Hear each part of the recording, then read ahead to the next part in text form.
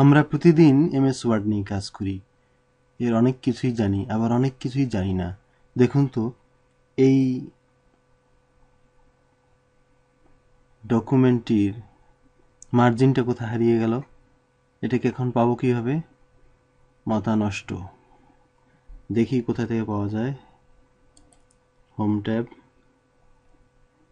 Word options, এখানে গিয়ে advanced, তারপরে হচ্ছে শো ডকুমেন্ট কন্টেন্ট, এরপরে শো টেক্সট বাউন্ডারিজ। ওকে, তাহলে আমরা মার্জিনটা পেয়ে গেলাম। এখন এই মার্জিনকে কমাতে বাড়াতে হলে আমাদের অবশ্যই কি করতে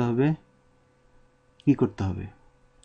সহজ, আমরা পেজ লেআউটে যাব, মার্জিন, এখানে আমাদের পছন্দসই ন্যারো মার্জিন, ওয়াইড মার্জিন দিতে পারি।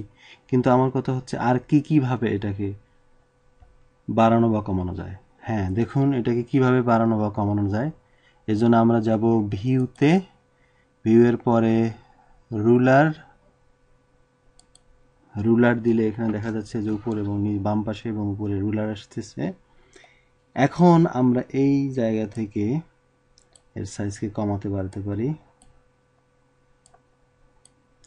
আবার এদিক দিয়ে কমাতে বাড়াতে পারি,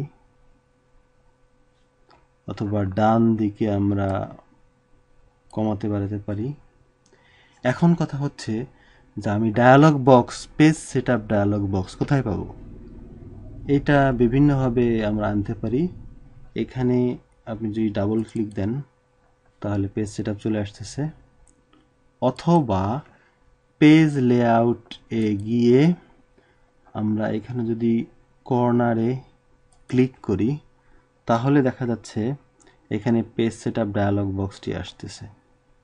তো যাই হোক, আমাদের কথা হচ্ছে আপনাকে যদি বলা হয় যে এমএস ওয়ার্ডের একটি ফাইলে একটি পেজকে আপনি পোর্ট্রেট করবেন এবং পরের পেজটিকে আপনার ল্যান্ডস্কেপ করতে হবে। দেখুন আমরা এখানে কিছু টেক্সট নিই। কিছু টেক্সট নিতে গেলে আমরা এখানে একটা জিনিস করব, সেটা হলো equal RAND first bracket close, enter.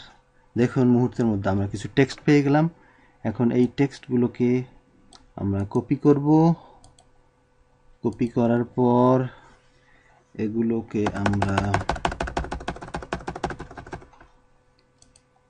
এখানে আবার পেস্ট করলাম।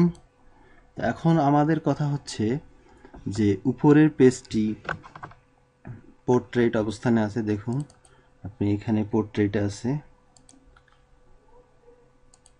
নিচের পেজটিও আমরা দেখতে পাচ্ছি পোর্ট্রেটে আছে।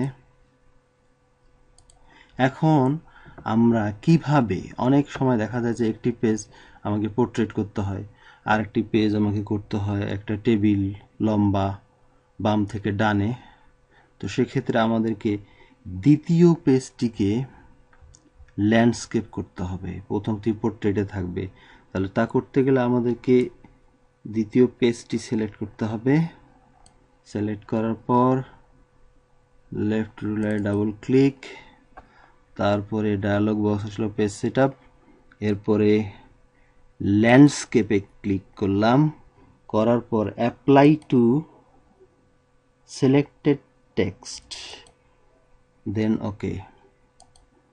তাহলে আমাদের একটি পেজ পোর্ট্রেট এবং আরেকটি পেজ ল্যান্ডস্কেপ হয়ে গেল। এই বিষয়টা আমাদের অনেকেরই জানা নেই।